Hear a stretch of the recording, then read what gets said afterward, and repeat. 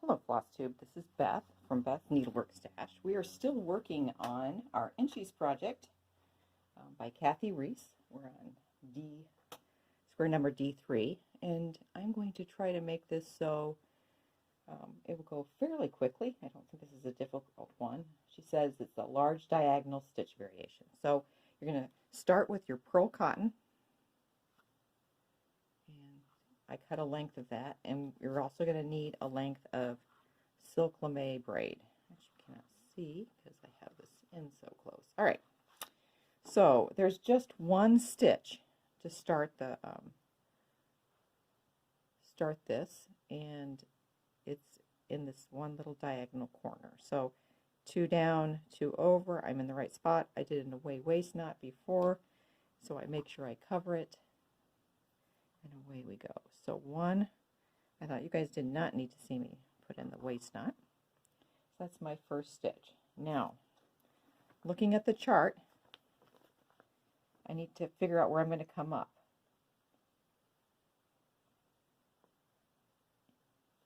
I'm 8 threads down. So that's 1, 2, 3, 4, 5, 6, 7, 8.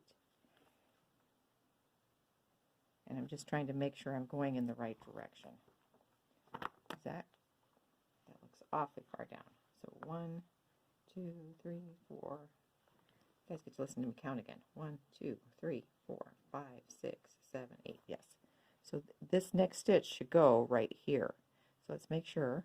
1, 2, 3, 4, 5, 6, 7, 8. All right. So I'm putting this aside because we're going to do the silk lame next. We're going to, and then I'm just going to do 1 row of each, 1 full row. Because we know we're going to be covering it diagonally. It's a diagonal stitch. I'm going to start at the bottom and move my way up. I am going to put my waist knot here. And that way I know I will cover it. So the first stitch, there's 1 here. So 1, 2, 3. So it's 3 threads down.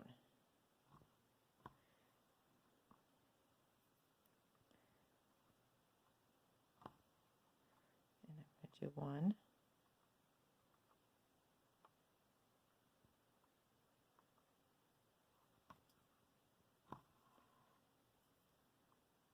2,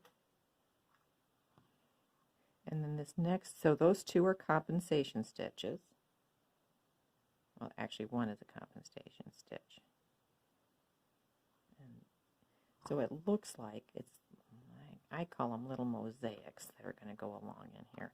And I love doing these diagonal, but, and obviously I'm talking to you and doing this, so it's a little bit more difficult.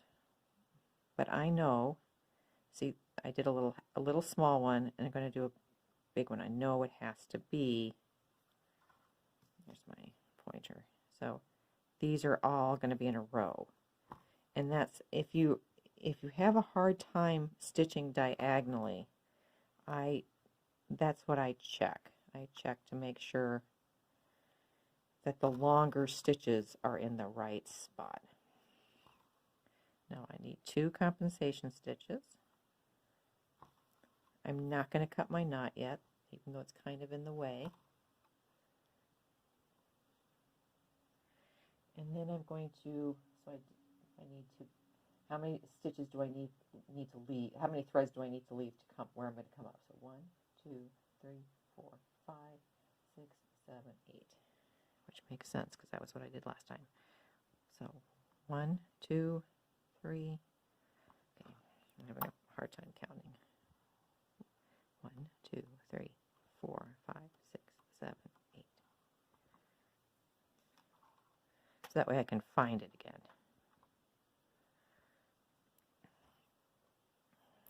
So let's make sure. 1, 2, 3, 4, 5, 6, 7, 8. So it'll go there. And that looks right. So we're just going to put it aside and go back to our pearl cotton. Now we have 2 kind of compensation stitches. And on neither of these, I'm not using super long links. I have a feeling I'm going to have to add a thread to this.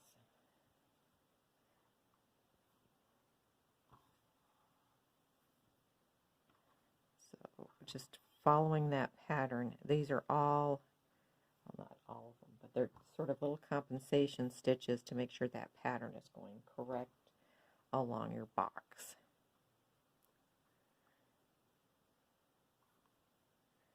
All right. And I think once you get into these, you kind of get into the zone of, okay, so there's one thread diagonally over 2, and then it looks like, here's the pattern, over 3, 1, 2, 3, make sure, over 2. I want to make sure this isn't blurry, so I'm stopping for a minute, checking my camera. I might, oops, the wrong way. Oop. I think that might be a little bit better for you all. So again, this is over 2,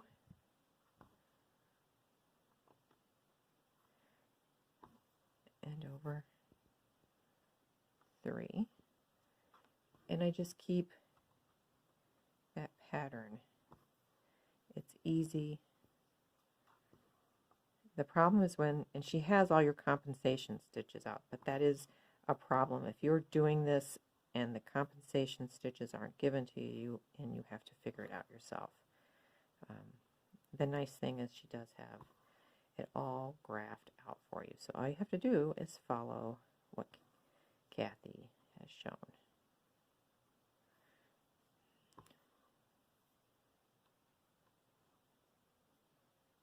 And there we go. So, okay, now I'm going to cut that little knot.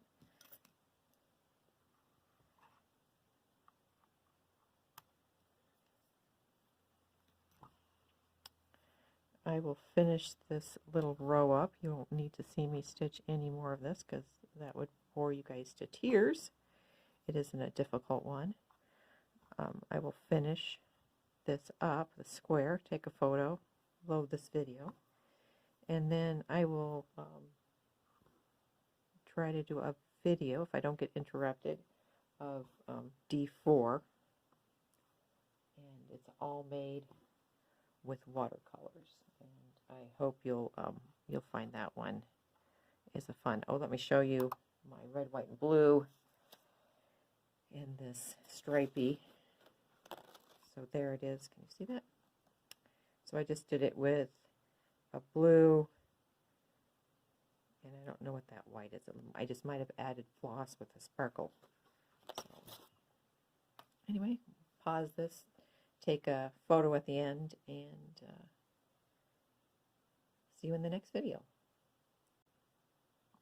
All right, this one is done. That was a fun little stitch. And I just realized, I wonder. Anyway, it doesn't take very long. I'm thinking 20, 25 minutes.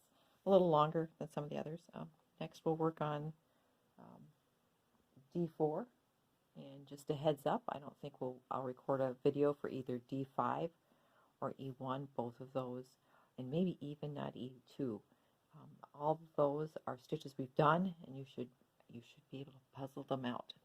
Again, though, if you have any questions, send me or comments, send me an email, make a comment below. I'm here to help you. I'm here to help you get this done. Thanks. Have a great day.